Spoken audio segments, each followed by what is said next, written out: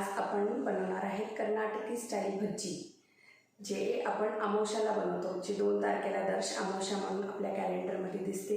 त्या अमावस्याला कन्नडामध्ये येळा अमावस्या असं म्हणतात। त्या दिवशी आपण सगळ्या भाज्या जसं पालक, मेथी, सगळ्या नमुन्याचे सोले असं घालून ही भाजी बनवतात। तर मी आज आपल्याला सगळ्यांना ही भाजी करून दाखवणार आहे।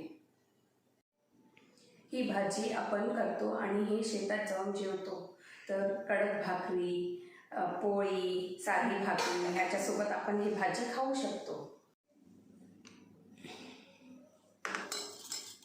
ही तुरीची डाळ आहे। मी हे 1 माप घेतलेला आहे आणि हे मी बाउलमध्ये घालून घेते आणि ह्याच मापाने थोडंसं हे पावभरच्या मापाने थोडंसं कमी घ्यायचं 1 मापापेक्षा। ही आहे मुगाची डाळ आणि ही चना डाळ 2 मूठ, ही छोटी 1 वाटी शेंगदाणे। ह्या डाळी आपल्याला आता स्वच्छ धुवायच्या। ह्या सगळ्या डाळी आता मी धुवून घेतल्या आहेत आणि कुकरमध्ये टाकली आहे। ह्याच्यात आपण 2 जुडी पालकच्या आणि अर्धी जुडी मेथीची हे स्वच्छ धुवून घेतलेले आहेत मी, आणि ही आता टाकते आहे कुकरमध्ये। हे सोले टाकायचे आपल्याला, तुरीची सोले, हरभऱ्याचे सोले, ओटाण्याचे सोले सगळे आपण असे टाकायचे। काप केलेले वांगे,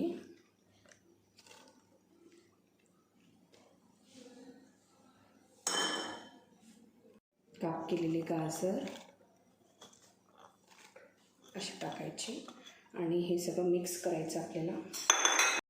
ह्या डाळीमध्ये हे छान मिक्स करायचं आपल्याला। आणि ह्या डाळीमध्ये ऑलरेडी मी 4 ग्लास पाणी टाकली आहे आणि ह्या पालेभाज्यांचंही हे पाणी खूप सुटतं। तर ही इतक्या क्वांटिटीमध्ये ह्याच्यासाठी करते आहे की हे सगळ्या माझ्या आज मैत्रिणींना मी पाठवणार आहे। कर्नाटकमध्ये ही पद्धत आहे की ही भाजी केली तेव्हा सगळ्यांना चवीसाठी पाठवत होते। ही भाजी आपल्याला कुकरला लावायची आहे आणि 5 ते 6 शिट्ट्या घ्यायच्या आहेत। ह्याला आता आपल्याला मीडियम टू लो फ्लेमवर 5 ते 6 शिट्ट्या होऊ द्यायच्या आहेत। भाजी आपली शिजून झालेली आहे। आता आपल्याला मीठ हळद घालून हे थोडंसं मिक्स करून घ्यायचं।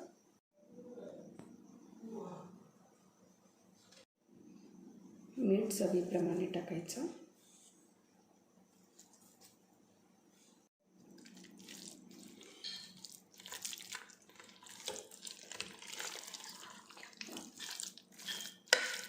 आपल्याला हे खूप नीट मिक्स करायचं आहे आणि कन्सिस्टन्सी ॲडजस्ट करायसाठी आपण थोडंसं पाणी टाकू शकतो। ह्याच्यात थोडं पाणी घालून कन्सिस्टन्सी मी ॲडजस्ट केली आहे। त्याची कन्सिस्टन्सी अशी राहायला पाहिजे। कढईत आपण तेल घेतलेलं आहे। आता मी ह्यात मोहरी घालणार आहे। मोहरी तडतडली की जिरे,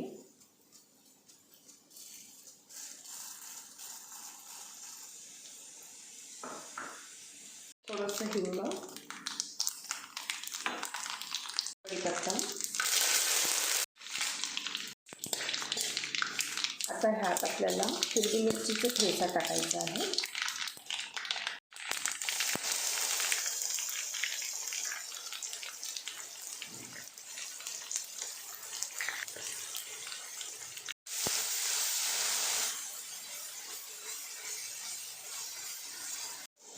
ही हिरवी मिरचीची जी पेस्ट टाकली आहे मी, ह्यात हिरवी मिरची आणि लसूण मिक्सरमधनं काढलेला आहे। जी हटलेली भाजी आहे आपल्याला कढईत टाकायची आहे। ह्यात आपल्याला आता हिरवी चिंचेचं कोळ टाकायचं आहे। सगळं छान प्रकारे मिक्स करून घेऊया। तुम्ही बघू शकता किती छान हिरवा रंग आले।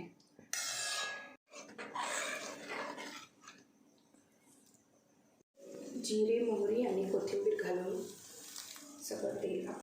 सगळं आपल्याला छान मिक्स करून घ्यायचं आहे आणि आपली ही कर्नाटकी भज्जी तयार आहे खायसाठी. अशा प्रकारे माझी भाजी मैत्रिणींना पोहोचवण्यासाठी तयार आहे. नक्की खाऊन बघा आणि नक्की मला रिव्ह्यूज द्या. Thank you so much for watching. Bye.